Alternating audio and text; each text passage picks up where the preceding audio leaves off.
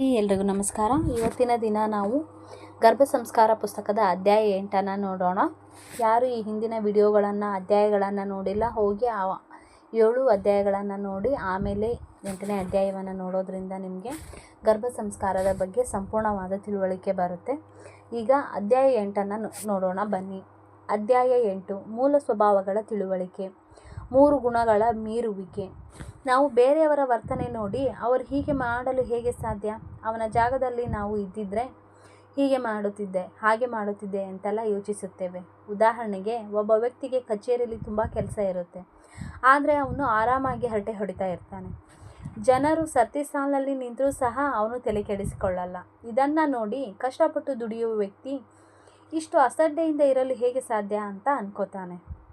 ಸ್ವಲ್ಪನಾದರೂ ಕಾಳಜಿ ಇರಬೇಕು ಅಂತ ಅಂದ್ಕೊಳ್ತಾನೆ. ಆದರೆ ಕಷ್ಟಪಟ್ಟು ದುಡಿಯುವ ವ್ಯಕ್ತಿಯನ್ನು ನೋಡಿ ಹೀಗೆ ಯಾಕೆ ಗಾಣದ ಎತ್ತಿನಂತೆ ದುಡಿಬೇಕು ಅಂತ ಆರಾಮಾಗಿ ಕುಳಿತುಕೊಳ್ಳೋ ವ್ಯಕ್ತಿ ಅನ್ಕೋತಾನೆ. ಹೀಗೆ ಪ್ರತಿಯೊಬ್ಬರೂ ಅಂದುಕೊಳ್ಳುತ್ತಾರೆ. ಅದರಲ್ಲಿ ಕೆಲವಕ್ಕೆ ಉತ್ತರ ಸಿಗುತ್ತೆ, ಕೆಲವಕ್ಕೆ ಉತ್ತರ ಸಿಗಲ್ಲ. ಮನುಷ್ಯನನ್ನು ಒಂದು ನಿರ್ದಿಷ್ಟ ರೀತಿಯಲ್ಲಿ ವರ್ತಿಸುವಂತೆ ಮಾಡುವ ಅವನ ಆಲೋಚನೆಗಳನ್ನು ನಿಯಂತ್ರಣದಲ್ಲಿಡುವ ಪ್ರೋಗ್ರಾಮಿಂಗ್ ಯಾವುದು? ಅವನು ಹಾಗೆ ವರ್ತಿಸಲು ಯಾವ ರೀತಿಯ ಪ್ರಕೃತಿ ಸ್ವಭಾವವನ್ನು ಹೊಂದಿರುತ್ತಾನೆ? ಅವನ ಆ ಸ್ವಭಾವವೇ ಅವನ ಕಂಫರ್ಟ್ ಝೋನ್ ಆಗಿಬಿಡುತ್ತೆ. ಅದರಿಂದ ಅವನಿಗೆ ಎಷ್ಟೇ ತೊಂದರೆಯಾದರೂ ಅವನು ಹೊರಬರಲಾರ. ಪ್ರತಿಯೊಬ್ಬರೂ ತಿಳಿದುಕೊಳ್ಳಬೇಕಾದ, ಅರ್ಥ ಮಾಡಿಕೊಳ್ಳಬೇಕಾದ ಈ ಮುಖ್ಯವಾದ ಪ್ರೋಗ್ರಾಮಿಂಗ್ ಬಗ್ಗೆ ಗಾಯತ್ರಿ ಅವರು ಈಗ ಹೇಳಲಿದ್ದಾರೆ. ಇದರಿಂದ ನಮ್ಮನ್ನು, ನಾವು, ಇತರರನ್ನು ಮತ್ತು ಭವಿಷ್ಯದ ಮಗುವನ್ನು ಅರ್ಥ ಮಾಡಿಕೊಳ್ಳಬಹುದು. ಗಾಯತ್ರಿಯವರು ಹೇಳಲು ಶುರು ಮಾಡಿದರು. ಮಾನವನ ಈ ವರ್ತನೆಯನ್ನು ತ್ರಿಗುಣಿ ಪ್ರಕೃತಿ ಎನ್ನುವರು. ಅಂದರೆ 3 ಗುಣಗಳಿರುವ ಪ್ರಕೃತಿ. ಇದು ಪ್ರತಿಯೊಬ್ಬ ವ್ಯಕ್ತಿಯ ಬುದ್ಧಿವಂತಿಕೆ, ಭಾವನೆಗಳು, ಆಹಾರ ಪದ್ಧತಿಗಳನ್ನು ನಿರ್ಧರಿಸುತ್ತೆ.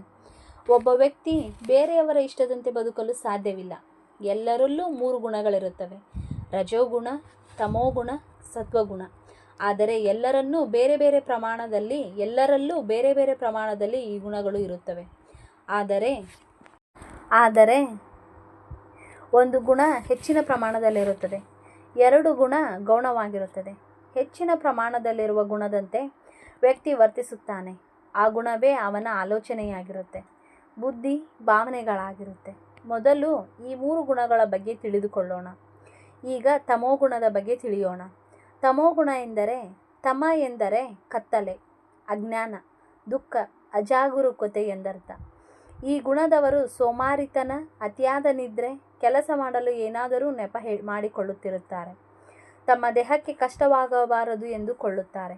ಅವರು ಅವರ ಕೆಲಸದಲ್ಲಿ ಎಷ್ಟೇ ನಷ್ಟ ಅನುಭವಿಸಿದರೂ ನೆಪ ಹೇಳಿ ಮುಂದೂಡುತ್ತಲೇ ಇರ್ತಾರೆ. ಅವರು ಯಾವ ನಿರ್ಧಾರವನ್ನು ಸರಿಯಾಗಿ ತೆಗೆದುಕೊಳ್ಳೋಕೆ ಆಗಲ್ಲ. ಮನೀಶ್, ವಿಶಾಲ್, ನೀವು ಹೇಳಿ, ಆಫೀಸ್ನಲ್ಲಿ ನೋಡಿರಬಹುದು ನೀವು. ಏನಾದರೂ ನೆಪ ಹೇಳಿ ತಡವಾಗಿ ಬರೋದು, ರಜೆ ಹಾಕೋದು ಮಾಡ್ತಿರ್ತಾರೆ ಈ ಗುಣದವರು. ಇದನ್ನು ತಮೋಗುಣ ಎಂದು ಕರೆಯುತ್ತಾರೆ. ಇದನ್ನು ತಮೋಗುಣ ಮಾಡಿಸುತ್ತದೆ. ಮತ್ತು ಆಹಾರದಲ್ಲಿಯೂ ಸಹ ಕರಿದ, ಹುರಿದ, ಹಳಸಿದ ಆಹಾರ ಇಷ್ಟಪಡ್ತಾರೆ. ಇದರಿಂದ ಅವರು ಜಡವಾಗ್ತಾರೆ. ಅವರ ಆಲೋಚನೆಗಳು ಸಹ ಜಡವಾಗ್ತವೆ. ಇದರಿಂದ ಕಲ್ಪನೆ ಮತ್ತು ಸೃಜನಶೀಲತೆ ಎಲ್ಲದರ ಮೇಲೆಯೂ ಸಹ ತಮೋಗುಣದ ಪ್ರಭಾವವಿರುತ್ತೆ ಅಂತ ಗಾಯತ್ರಿಯವರು ಹೇಳ್ತಾರೆ. ಆಗ ಸತೀಶ್ನನ್ನು ಗಮನಿಸ್ತಾರೆ ಗಾಯತ್ರಿಯವರು. ಸತೀಶ್ ತುಂಬ ಚಡಪಡಿಸ್ತಾ ಇದ್ದ.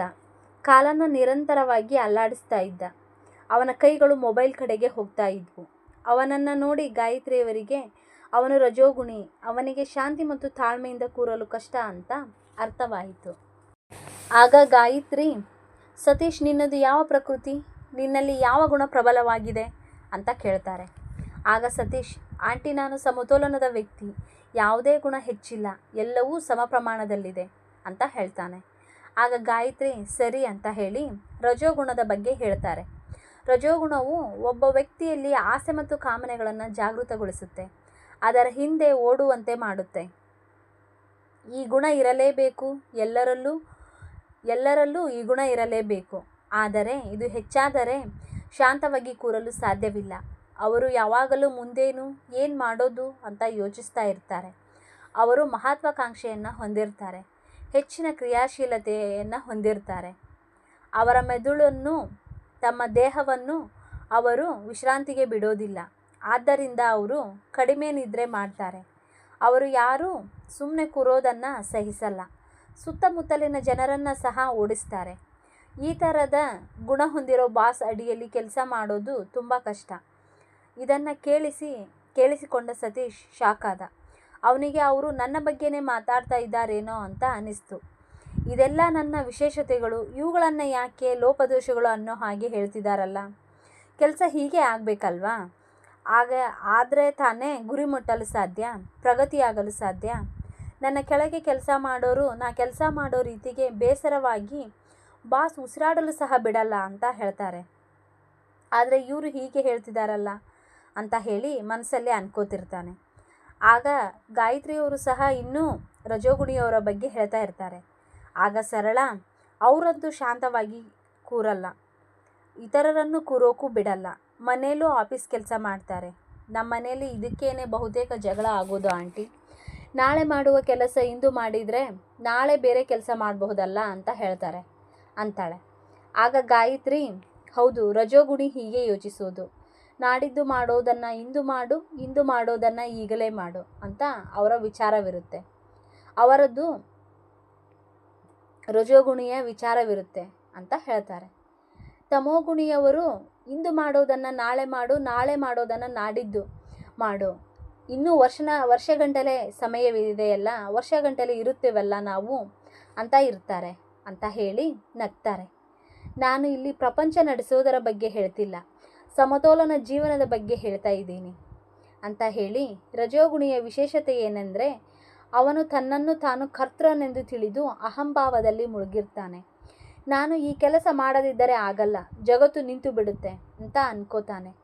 ಆದರೆ ಹಾಗೆ ಎಂದಿಗೂ ಆಗಲ್ಲ. ಈ ಕಂಪ್ನಿ ಬಿಟ್ಟು ಮತ್ತೊಂದು ಕಂಪ್ನಿ ಮುಚ್ಚಿದರೂ, ಈ ಕಂಪನಿ ಬಿಟ್ಟು ಮತ್ತೊಂದು ಕಂಪ್ನಿಲಿ ಕೆಲಸಕ್ಕೆ ಸೇರಿದರೂ ಕೆಲಸ ಮುಂದುವರಿಯುತ್ತೆ. ಆದರೆ ರಜೋಗುಣಿ ಸಮತೋಲನ ಜೀವನ ಮರೆತು ಹೆಚ್ಚು ಜವಾಬ್ದಾರಿ ತೆಗೆದುಕೊಳ್ತಾನೆ. ಇದರಿಂದ ದೇಹ ಮತ್ತು ಮನಸ್ಸು ಸಮಯಕ್ಕಿಂತ ಮುಂಚೆನೇ ದಣಿಯುತ್ತೆ. ಅವನು ನಿದ್ರಾಹೀನತೆ, ಒತ್ತಡ, ಕೋಪ, ಕಿರಿಕಿರಿ, ಅಧಿಕ ರಕ್ತದ ಒತ್ತಡದಂತಹ ಕಾಯಿಲೆಗಳಿಗೆ ತುತ್ತಾಗುತ್ತಾನೆ. ಇದನ್ನು ಕೇಳಿ ಸತೀಶ್ ಮೌನವಾದ.